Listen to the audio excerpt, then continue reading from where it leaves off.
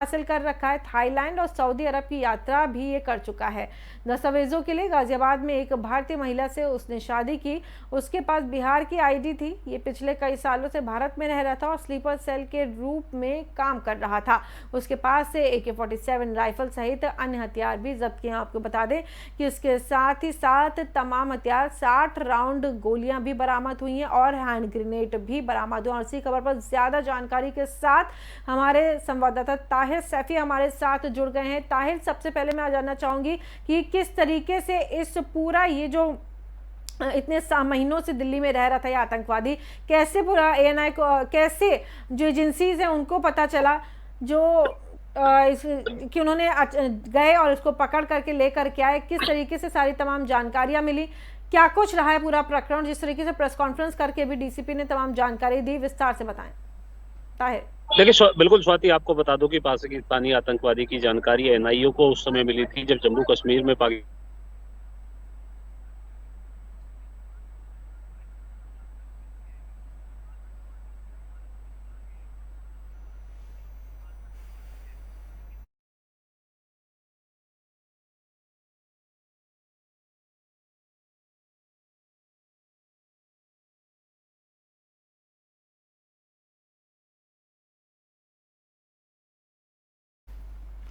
ठीक है, ठीक है ताहिर, यहाँ पे आपको रोकना चाहूंगी। ताहिर, आपको यहाँ पे रोकना चाहूंगी, शायद कनेक्टिविटी में प्रॉब्लम हो रही है, आपके फोन पे फोन आ रहा है, इसलिए मैं चाहूंगी कि कोई भी फोन आए आप उसे कट कर दें और लगातार संपर्क में हमारे साथ रहें ताकि जो भी जानकारी आप दे रहे हैं वो सीधे तरीके से तमाम दर्शकों तक जाए। ताहिर बोलें।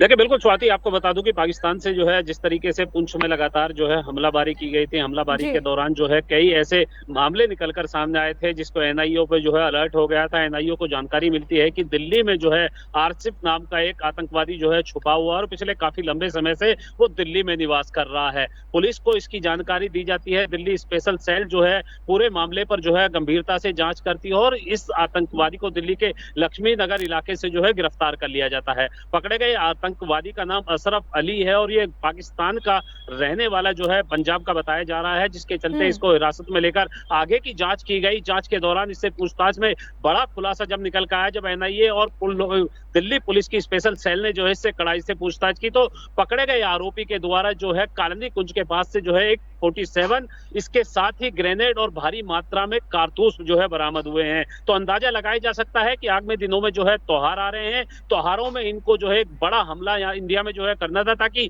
पूरा एक बड़ा मैसेज जो है भारत को जो दे सकें, क्योंकि लगातार जिस तरीके से भारत ने एक के बाद एक पाकिस्तान को जो हमले किए जा रहे थे उसको जो है धराशायी करते हुए उसका मुंह तोड़ जवाब दिया था। उसी के मद्देनजर रखते हुए पिछले काफी लंबे समय से भारत में तैनात था। पहले भारत में आने के बाद इसने जो है फेक आईडी जो है उपलब्ध कराई, जिसके बाद जो है इसने बड़े ही आसानी से जो है पासपोर्ट बनवाया और पासपोर्ट बनाने के बाद कई दूसरे राज्यों के साथ साथ जो है देशों में इसने यात्रा की। बताया जा रहा है कि पाकिस्तान के बाद ये सीधा जो है बांग्लादेश गया, बांग्लादेश से आने के बाद राजस्थान और उसके बाद उत्तर प्रदेश और दिल्ली में जो है निवास कर रहा था। यानी कि कई राज्यों में घूमने के बाद इसने पहले बाकायदा रेकी करने के बाद जो है रणनीति बनाई कि आखिर हमला किया जाए तो किस जगह किया जाए, और उसी रणनीति के तहत जो है दिल्ली में पिछले काफी लंबे समय से चल रहा था। लेकिन NIA और दिल्ली पुलिस की स्पेशल सेल के ये हत्थे जो है चढ़ गया, जिसके चलते इसको फिलहाल गिरफ्तार कर लिया गया। यानी कि साफ है कि एक बड़े पाकिस्तानी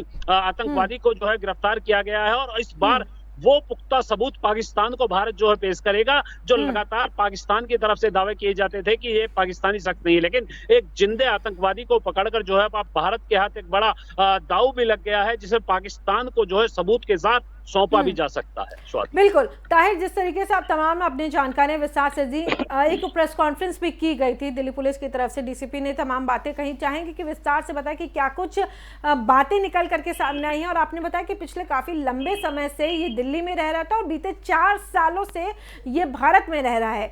क्या कुछ बरामदगी हुई है इसके पास से और कहां कहां इसने टारगेट कर रखा था, क्योंकि 15 ग्रेनेड मिलना बहुत बड़ी बात है। ताहिर देखिए बिल्कुल स्वाति, जो पुलिस के आला अधिकारियों से मेरी बात हुई है, पुलिस के आला अधिकारियों का कहना है कि जो पकड़ा गया आतंकवादी है वो पिछले काफी लंबे समय से भारत में निवास कर रहा था और जी। भारत में निवास करने के दौरान इसने बाकायदा कुछ अधिकारियों के साथ जो है साठ-गांठ करने के बाद पहले फर्जी दस्तावेज तैयार कराए। हम्म। दस्तावेज तैयार कराने के बाद इसने जो है भारत का जो है पासपोर्ट बनवाया ताकि अगर कोई इसके खिलाफ कार्रवाई करता है तो आसानी से बच सके। लेकिन हम्म। एनआईए की जांच में जब तो निकल कर ये सामने आया और लगातार क्योंकि ये सोशल मीडिया के माध्यम से पाकिस्तान में जो है वार्ता कर रहा था, तो उसी को पुलिस ने और जो एनआईए की टीम है उसने जो है जांच का दायरा बढ़ाया और जांच के दौरान जो है एनआईए को बड़ी जो है सूत्र इसके खिलाफ जो है मिले थे। तभी एनआईए ने जो है फौरन इसकी सूचना दिल्ली स्पेशल सेल को दी गई, जिसके बाद जो है दिल्ली के लक्ष्मी नगर इलाके से इसको गिरफ्तार कर लिया गया। एनआईए हम्म। के पुलिस के आला अधिकारियों से मेरी बात हुई है, जब पुलिस के आला अधिकारियों का कहना है कि पकड़ा गया जो आतंकवादी है इससे हम्म। कड़ाई से पूछताछ की जा रही है। कई अहम हम्म। खुलासे और होने की अभी तक बात जो है निकलकर सामने आएगी, क्योंकि अभी लगातार आरोपी से जो है पूछताछ की जा रही है और उसके बाद जो पूरा खुलासा होगा वो आने वाले समय में जो है लग पाएगा। लेकिन एक बड़ी कामयाबी दिल्ली पुलिस और एनआईए के लिए जरूर है, क्योंकि आगामी दिनों में त्योहार है और त्योहार पे इनके द्वारा दिल्ली में एक बड़ा हमला जो है करना था ताकि ज्यादा से ज्यादा तादाद में लोग जो है उस हमले में जो है मारे जा सके और उसका एक मैसेज भारत सरकार को दिया जा सके। लेकिन एनआईए और दिल्ली स्पेशल सेल की जो है सतर्कता के चलते इस बड़े हमले को जो है टाला जा सका है और आरोपी को गिरफ्तार किया जा सका है। इसके साथ ही पुलिस के आला अधिकारियों का कहना है कि पकड़े गए आरोपी से पूछताछ की जा रही है कि वो इतने लंबे समय से कहां-कहां छुपा हुआ था, किस किस के संपर्क में रहा था, इतने भारी तादाद में जो है हथियार जो है इसके पास कहां से आए थे। तो उन लोगों की भी जो है जांच की जा रही है, जानकारी की जा रही है ताकि उनको भी जल्द गिरफ्तार कर सलाखों के पीछे भेजा जा सके। बिल्कुल। ताहिर, देखिए यहाँ पे बेहद ज़रूरी हो जाता है जो तमाम बातें आपने कही। देखिए प्राइमा फेसी जो जानकारियाँ निकल करके आ रही होंगी वो तो पुलिस सामने रखेगी, लेकिन क्या ये भी बहुत संभव है कि इसके साथ साथ इसके और भी साथी जगह जगह भारत में एक्टिव हो, और क्योंकि त्योहारी सीज़न आ रहा है, त्यौहार शुरू हो चुके हैं और ख़ास तौर पर नॉर्थ बेल्ट में यानी कि उत्तर जो इलाका है भारत का, यहाँ पर तो तीज त्योहारों की अब रौनक देखने को मिलेगी और इसी के मद्देनज़र तमाम जो खरीदार होते हैं वो बाज़ारों में जाते हैं। लक्ष्मी नगर खुद एक भीड़ भाड़ वाला इलाका है और अभी कुछ दिन पहले ही एफएम न्यूज़ पर ये खबर भी चली थी कि सुरक्षा के मद्देनज़र, जो आपको बता दें कि खतरे के मद्देनज़र सुरक्षा को पुख्ता किया जा रहा है और भी ज़्यादा पुख्ता किया जा रहा है। और ऐसे में देखिए 2-3 दिन बाद ही इस तरीके की खबर आती है कि एक आतंकवादी को गिरफ्तार किया गया है। क्या ये माना जा सके कि और भी लोग एक्टिव हो सकते हैं, ऐसे और भी आतंकी एक्टिव हो सकते हैं जो पिछले लंबे समय से भारत में रह रहे हो और भी जगहों पर टारगेट उन्होंने बनाया हो? ताहिर, देखिए बिल्कुल स्वाति, इसमें कोई दो राय नहीं है। पकड़े गए आरोपी से पूछताछ की जा रही है कि उसके गैंग में और कितने लोग शामिल हैं, किस किस के साथ ये संपर्क में चला आ रहा था, क्या वो लोग भी जो है आतंकवादी गतिविधियों में लिप्त हैं। यह संभव नहीं हो सकता कि अकेला आतंकवादी जो है किसी बड़ी वारदात को अंजाम दे सके, तो पहले ही इसके जो साथी हैं उनकी जो है जानकारी अब की जा रही है ताकि उनको गिरफ्तार किया जा सके। क्योंकि आगामी दिनों में त्योहार भी आ रहे हैं, त्योहारों में इनको एक बड़ा हमला करने की रणनीति जो है बताई जा रही है कि इनके द्वारा एक बड़ा हमला किया जाता जिसमें ज्यादा से ज्यादा लोगों की जान चली जाती। इसके साथ ही उत्तर प्रदेश में जो है चुनाव आ रहे हैं, चुनावों को भी जो है टारगेट करके इनको जो है भेजा गया था ताकि उत्तर प्रदेश के सीएम योगी आदित्यनाथ को जो है टारगेट किया जा सके और आसानी से जो है हमला करके जो है क्षति पहुंचाई जा सके। यानी कि साफ था कि एक तीर से कई शिकार करने की रणनीति इनके द्वारा बनाई गई थी, लेकिन समय रहते एनआईए ने इनको जो है गिरफ्तार कर लिया। बीते दिनों जिस तरीके से उत्तर प्रदेश में जो है कई आतंकवादियों को जो है लखनऊ से गिरफ्तार किया गया था, तभी से जो है इसके इनपुट मिलने शुरू हो गए थे और उसी का नतीजा है कि इसको जो है इस बार जो है गिरफ्तार कर लिया गया है और आने वाले समय में इनके बाकी साथियों को भी जो है गिरफ्तार करने की बात कही जा रही है। देखिए ताहिर, यहाँ पे दो चीज़ें और भी हैं जो इस पूरी रिपोर्ट को जब मैं भी पढ़ रही थी तो निकल के सामने थे कि इसने एक भारतीय महिला से शादी की और उसके बाद इसने तमाम कागजात, जो कानूनी कागजात और डॉक्यूमेंट्स और तमाम चीज़ें बनवाई। इंडियन जो इसने यहाँ पर नेशनैलिटी अपनी ली है वो उस महिला के द्वारा ली, यानी कि पहले उस महिला, भारतीय महिला से शादी की और उसके बाद तमाम कागजात इसने बनवाए। दूसरी बात कि यहाँ जहाँ ये किराए पर रह रहा था, ये भी बातें निकल के सामने है कि वहाँ का मकान मालिक भी इसको समर्थन कर रहा था, इसके साथ सहयोग कर रहा था। क्या ये इस बात में कितनी सत्यता है ताहिर?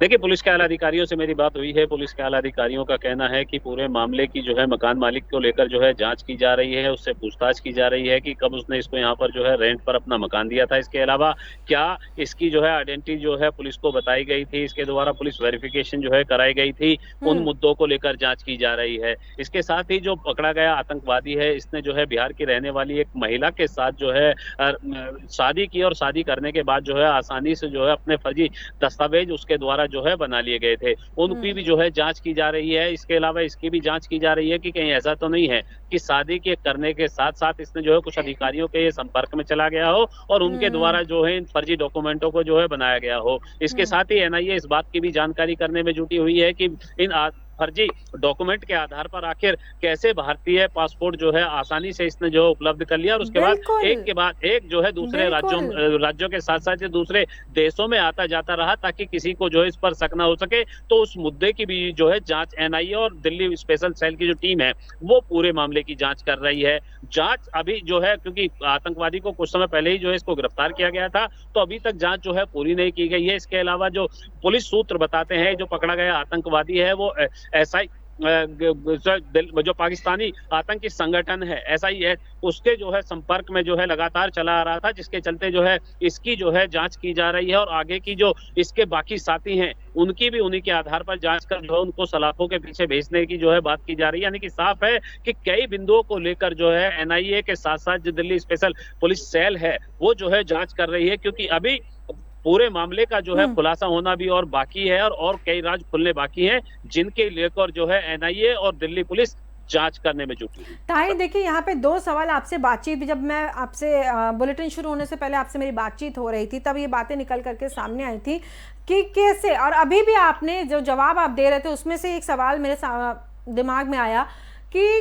कैसे ये लोग जो आतंकवादी हैं, पहले तो आपने बताया कि काफ़ी लंबे समय तक ये भारत में था, उसके बाद भारत के अलग अलग राज्यों में जाता है, वहाँ पर रहता है, पासपोर्ट भी बनवा लेता है। अभी कुछ दिन पहले जब मैंने अपना पासपोर्ट रिन्यूअल करवाया था तो आप यकीन मानिए मुझे वहाँ पर काफ़ी सारे डॉक्यूमेंट्स जमा करने पड़े थे, उसके बाद तमाम तरीके की और औपचारिकताएं जो थी उनको पूरा करना पड़ा था। ऐसे में इतनी आसानी से पासपोर्ट बन जाना ये एक बहुत बड़ा विषय है जिसके ऊपर चर्चा और जांच होनी चाहिए कि पासपोर्ट कैसे बनवा लिया। ताहिर बिल्कुल, देखिए स्वाति, इसमें कोई दो राय नहीं है। जब पासपोर्ट के लिए अप्लाई किया जाता है बाकायदा पहले एक डेट दी जाती है, डेट देने के बाद जो है डॉक्यूमेंटों की जो है जांच की जाती है, जिसके बाद जो है उन डॉक्यूमेंटों को पासपोर्ट डिपार्टमेंट जो है लोकल पुलिस और इंटेलिजेंस के पास जो है भेजता है। यानी कि लोकल जो टीम होती है उनके पास जो है भेजता है, पुलिस की एक टीम जाती है, बाकायदा उसका एक परफॉर्मा होता है, परफॉर्मे में जो है डिटेल लिखी जाती है कि कितने वर्षों से ये शख्स उस जगह पर रह रहा है। इसके अलावा अगर यह पाया जाता है कि अगर ये शख्स कुछ ही वर्षों से यहाँ पर रह रहा है तो उस जगह पे रहने से पहले का जो एड्रेस होता है उसकी जांच की जाती है, उस पर मुआयना किया जाता है पुलिस के द्वारा, और जब सत्यता पूरी पाई जाती है तब उसके बाद पुलिस के आला अधिकारी रिपोर्ट लगाते हैं, जिसके बाद जो है एलआईयू जो लोकल इंटेलिजेंस कही जाती है उसके बाद जो है वो पासपोर्ट की कॉपियां जो है पहुंचती है ताकि पूरे मामले की जांच की जा सके। और जांच के बाद जो है बाकायदा एक पूरा ऐसा ही परफॉर्मा जो है तो संबंधित तहसीली जो प्रशासनिक अधिकारी होते हैं उनके पास जाता है। जब उसके बाद जो है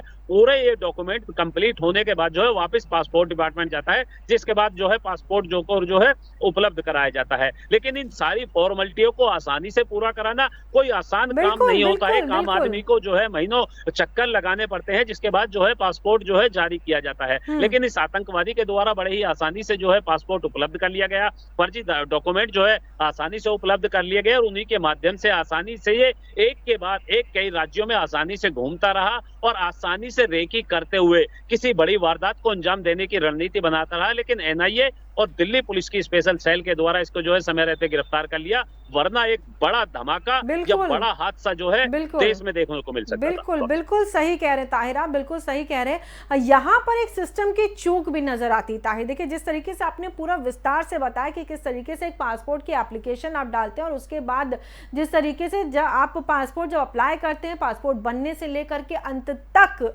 एप्लीकेशन यानी दाखिल करने से लेकर के अंत तक जब तक आपके दरवाजे पे नहीं आता, तमाम तरीके की औपचारिकताएं होती हैं, तमाम तरीके की फॉर्मेलिटीज होती हैं और उसमें एलआईयू पुलिस सब उसमें संबंधित विभाग के लोग होते हैं।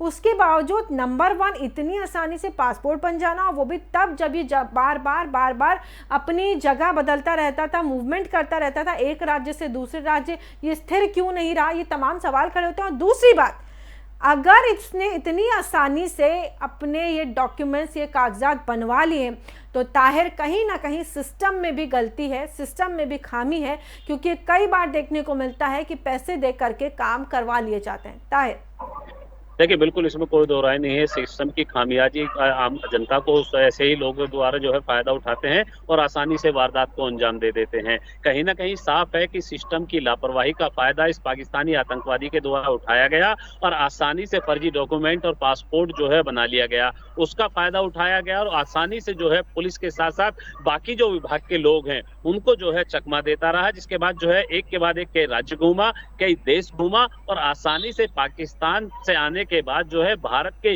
राजधानी दिल्ली में जो है इसने अपना लास्ट बसेरा जो है जमा लिया, ताकि आसानी से दिल्ली में किसी बड़ी वारदात को अंजाम दिया जा सके। क्योंकि आने वाले दिनों में लगातार एक के बाद एक कई त्योहार आ रहे हैं, उन त्योहारों को इनको जो है टारगेट करना था, ताकि आसानी से हमला किया जा सके और एक बड़ा हादसा जो है देश में जो है कराया जा सके, एक बड़ी आतंकवादी घटना को जो है अंजाम इस देश में जो है दिलाया जा सके और एक बड़ा मैसेज पाकिस्तानी आतंकवादियों की तरफ से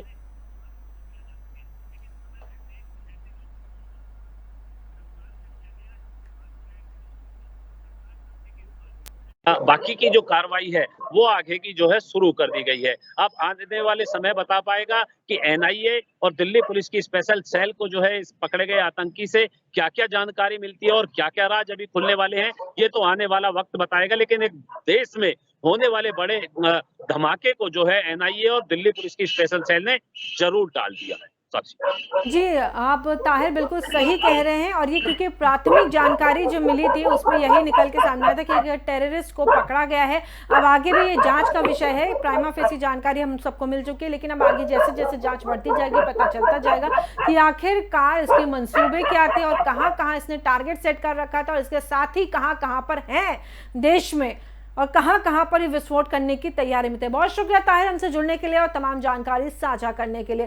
तो आपको बता दें कि दिल्ली में बहुत बड़े आतंकी हमले को दिल्ली पुलिस और एनआईए ने असफल कर दिया है। तो ये इस वक्त की बड़ी और अहम खबर जिसपे हमारे संवाददाता ताहिर हमारे साथ जुड़े हुए थे, तमाम जानकारी साझा करते हुए खुद प्रेस कॉन्फ्रेंस में मौजूद थे दिल्ली पुलिस की, जहां पर डीसीपी ने तमाम बातें सामने रखी कि किस तरीके से इस को पकड़ा गया, जो आतंकवादी था उसे कैसे पकड़ा गया, किस तरीके से दिल्ली में काफी लंबे समय से रह रहा था, दिल्ली के लक्ष्मी नगर से इसको पकड़ा गया है, किराए के मकान में रहता था, एक महिला से शादी करी, पाकिस्तान का है, भारतीय महिला से शादी की और उसके बाद किस तरीके से दस्तावेज बनवाने में कामयाब रहा और इसके बाद इसका जो आगे का कार्यक्रम था, जो उसके आगे की प्लानिंग थी वो ये कि कैसे दिल्ली को दहलाया जाए और एनआईए ने उसके इस मंसूबे को धराशायी कर दिया, खत्म करके रख दिया। फिलहाल रुक करते हैं अगली खबर का।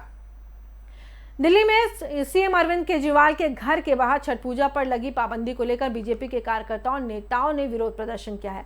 इस विरोध प्रदर्शन के दौरान बीजेपी के नेता मनोज तिवारी घायल हो गए। वाटर कैनन चलने के दौरान बैरिकेडिंग से गिरने की वजह से उन्हें चोट आई है।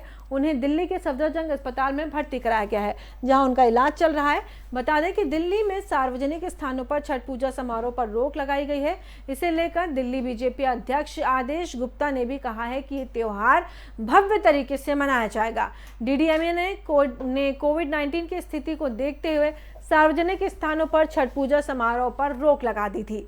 मनोज तिवारी ने भी इस आदेश को लेकर विरोध प्रदर्शन करने की बात कही थी और अब देखिए कि आज जब ये विरोध प्रदर्शन कर रहे थे सीएम केजरीवाल के घर के बाहर, वहां ये एक बैरिकेडिंग पर शायद चढ़े हुए थे और उसके बाद जब वाटर कैनन्स चलाए गए, जब पानी का बौछार, क्योंकि इतना ज्यादा प्रेशर होता है वाटर कैनन्स का कि कोई भी शख्स हिल जाएगा, जो खड़ा है वो अपनी स्थिर जगह से वो हिल सकता है। और देखिए तस्वीरें सीधा अस्पताल से भी हमने आपको दिखाई, सफदरजंग अस्पताल ले जाया गया उनको और वहां पर उनका इलाज चल रहा है। और देखिए जिस तरीके से विरोध प्रदर्शन, और क्योंकि कोविड-19 है इस वजह से मना किया गया, रोक लगाई गई थी दिल्ली सरकार की तरफ से कि एक जगह पे एकत्रित ना हो बड़ी संख्या में लोग। और ये देखिए मनोज तिवारी ले जाते हुए हमने खास तौर पर ये तस्वीर हम आपको दिखा रहे हैं, इस लाल घेरे के अंदर मनोज तिवारी जिस तरीके से कार्यकर्ता और उनके सहयोगी उनको साथ में ले जाते हुए सफदरजंग अस्पताल में। ये तस्वीरें मनोज तिवारी की, अस्पताल में मनोज तिवारी इस वक्त भर्ती हैं और तमाम उनको उपचार वहां पर दिया जा रहा है।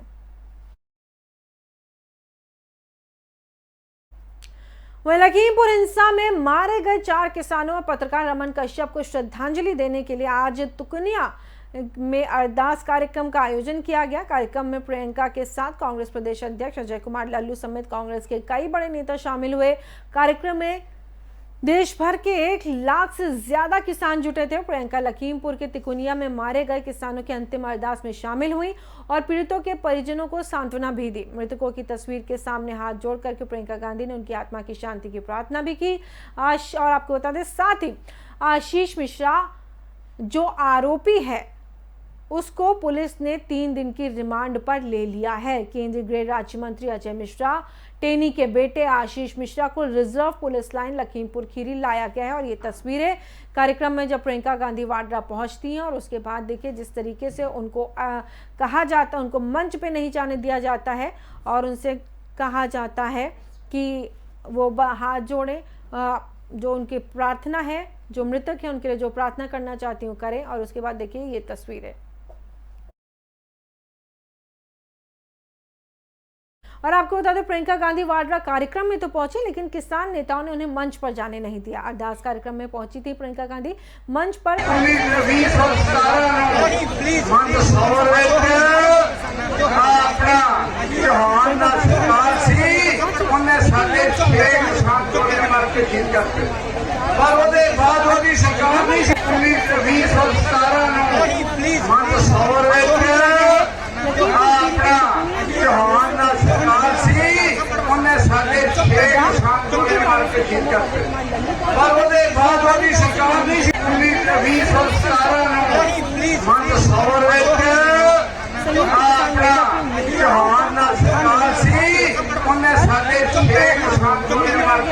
आपको बताएं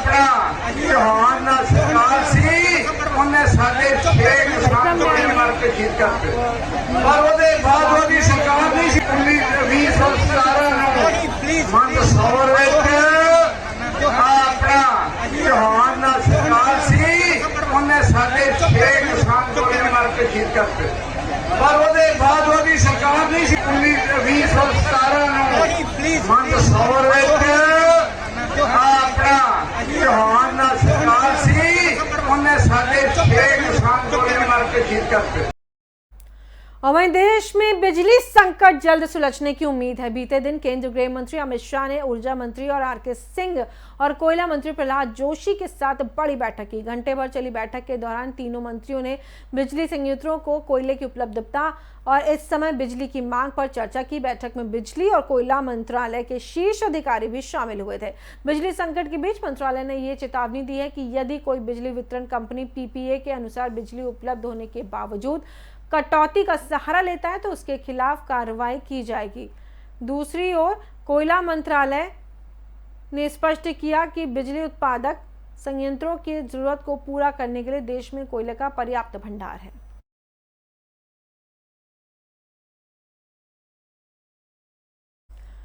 और अगली खबर बिहार से। बिहार के सीएम नीतीश कुमार की अध्यक्षता में हुई मंत्रिपरिषद की बैठक में 12 एजेंडों पर मुहर लगी है। मंत्रिपरिषद की इस महत्वपूर्ण बैठक में कई अहम फैसले भी लिए गए। किसानों के साथ साथ बिहार सरकार ने कोरोना काल में जान गंवाने वालों के लिए भी एक बड़ा ऐलान किया। किसानों के लिए एक बड़ी राहत की खबर है। इस साल बाढ़ में फसलों की हुई क्षति के मुआवजे के लिए सरकार ने 550 करोड़ रुपए जारी किए हैं। इसे किसानों के लिए दिवाली से पहले नीतीश कुमार का तोहफा कहा जा रहा है। बता दें कि मंत्रिपरिषद की बैठक में निर्णय लिया गया है कि कोरोना से मरने वालों के परिजनों को 50,000 रुपए दिए जाएंगे। इसके भुगतान के लिए सरकार ने 50 करोड़ की राशि का आवंटन आपदा प्रबंधन विभाग को किया है।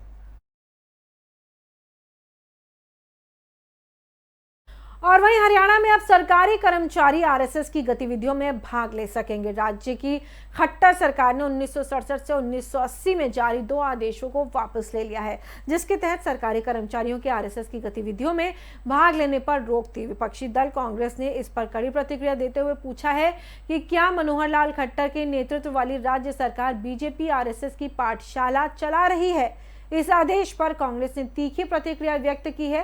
कांग्रेस नेता रणदीप सुरजेवाला ने सामान्य प्रशासन विभाग द्वारा जारी आदेश को टैग करते हुए ट्वीट किया है। अब हरियाणा के कर्मचारियों को संघ की शाखाओं में भाग लेने की छूट है। सरकार चला रहे हैं या बीजेपी आरएसएस की पाठशाला। वहीं जम्मू कश्मीर में सुरक्षा बलों ने हमारे 5 जवानों की शहादत का बदला ले लिया है। यहां शोपिया में एनकाउंटर के दौरान सुरक्षा बलों ने 3 आतंकियों को ढेर कर दिया है।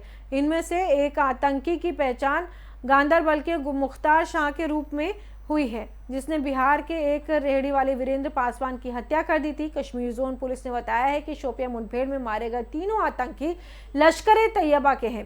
फिलहाल 2 आतंकियों की शिनाख्त की जा रही है। पुलिस ने बताया कि आतंकियों के पास से हथियार और गोला बारूद समेत आपत्तिजनक सामग्री भी बरामद की गई है। फिलहाल इलाके में तलाशी अभियान चलाया जा रहा है।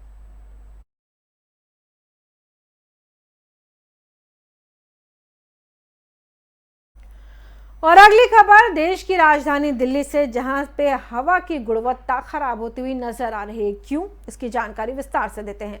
दिल्ली एनसीआर समेत पश्चिमी उत्तर प्रदेश से मानसून के लौटते ही हवा की गुणवत्ता लगातार खराब होती जा रही है। जहां बीते गाजियाबाद में, आपको बता दें, बीते दिन गाजियाबाद का AQI 219 रहा, वहीं मेरठ का 200 रहा। हालांकि सोमवार को ये 176 तक पार कर गया। मौसम वैज्ञानिकों का कहना है कि त्योहारी सीजन में वायु प्रदूषण अपने स्तर पर होगा। मौसम में तेजी से बदलाव देखने को मिल रहा है। एयर क्वालिटी इंडेक्स दिन पर दिन बढ़ रहा है, जिस कारण लोगों की सेहत पर असर देखने को मिल सकता है और आने वाले दिनों में अस्थमा और सांस की समस्या वाले मरीजों के लिए खास परेशानी हो सकती है। एयर क्वालिटी इंडेक्स दिन ब दिन खराब होता जा रहा है। और आपको बता दें कि दिल्ली के सीएम अरविंद केजरीवाल ने भी इस समस्या को लेकर के उन्होंने तमाम बातें कही। अरविंद केजरीवाल ने लोगों से बढ़ते प्रदूषण को लेकर के सहयोग मांगा है। सीएम केजरीवाल ने कहा है कि राजधानी दिल्ली में 3-4 दिनों से प्रदूषण बढ़ने लगा है, क्योंकि आसपास के राज्यों में पराली जलाना शुरू कर चुके हैं लोग। आपको बता दें, खासतौर से पराली की जो समस्या आती है वो पंजाब और हरियाणा के क्षेत्र से आती है, जिसका धुआं पूरे दिल्ली एनसीआर के ऊपर आता है और इसकी वजह से लोगों को सांस लेने में परेशानी होती है। खास तौर से जो अस्थमा के पेशेंट्स हैं, जिनको सांस लेने में परेशानी होती है, उन लोगों के लिए जब पराली का धुआं उड़ता है और पूरे वातावरण में फैल जाता है, तब उन्हें खासा दिक्कतों का सामना करना पड़ता है। और जैसे जैसे ठंड का मौसम आता जाएगा, वैसे वैसे ये धुआं वातावरण में जा करके जमता जाएगा और लोगों को ज़्यादा दिक्कतों का सामना करना पड़ेगा। इस बीच केजरीवाल ने कहा है कि हम दिल्ली में 18 अक्टूबर से रेड लाइट ऑन गाड़ी ऑफ मुहिम चलाएंगे। सीएम केजरीवाल ने कहा, हमने पिछले साल रेड लाइट ऑन गाड़ी ऑफ पहल शुरू की थी। यह 18 अक्टूबर से फिर से शुरू की जाएगी। जैसे ही आप रेड सिग्नल पर रुकते हैं, अपने वाहन के इंजन को बंद कर दें। आप आज ही शुरू कर सकते हैं इस पहल को। हालांकि इसे औपचारिक रूप से 18 तारीख से लॉन्च किया जाएगा, लेकिन क्योंकि अगर आपको अपने और अपने अपनों की सांसों को बचाना है, उनकी सांसों पे आप चाहते हैं कि नियंत्रण रहे, तो इस चीज़ पे ध्यान दें। केजरीवाल सरकार की इस मुहिम में उनका साथ दें।